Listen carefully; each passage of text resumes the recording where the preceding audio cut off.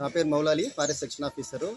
నేను junior forest officers association Kurnool సెక్రటరీని.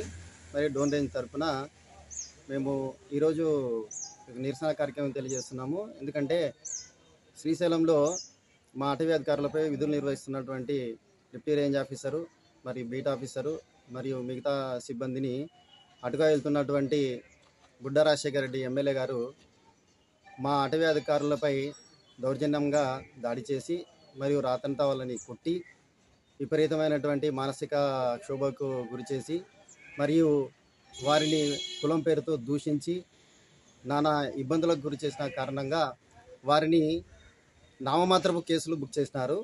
ఆ నామమాత్రపు కేసుల వల్ల ఉరికేదేం లేదు. వారిపై ఎస్సీ ఎస్టీ అట్రాసిటీ కేసు మరియు దౌర్జన్యం కేసు, హత్యాయత్నం కేసు పెట్టేసి ఇటువంటి దౌర్జన్యపూరిత చర్యలు మళ్ళా పునరావృతం కాకుండా పోలీస్ శాఖ వారు మరియు ప్రభుత్వం వారు కఠిన చర్యలు తీసుకోవాలని కోరుతున్నాము. మేము ఉండేదే తక్కువ స్టాఫ్, ఎక్కువ పని చేస్తున్నాము.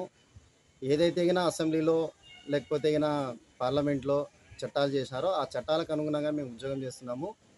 ఆ చట్టాలని మీరు ప్రభుత్వ ప్రతినిధులే మీరే పాటించకపోతే గినా సామాన్యమైనటువంటి ప్రజలు ఇంకేం చేస్తారు?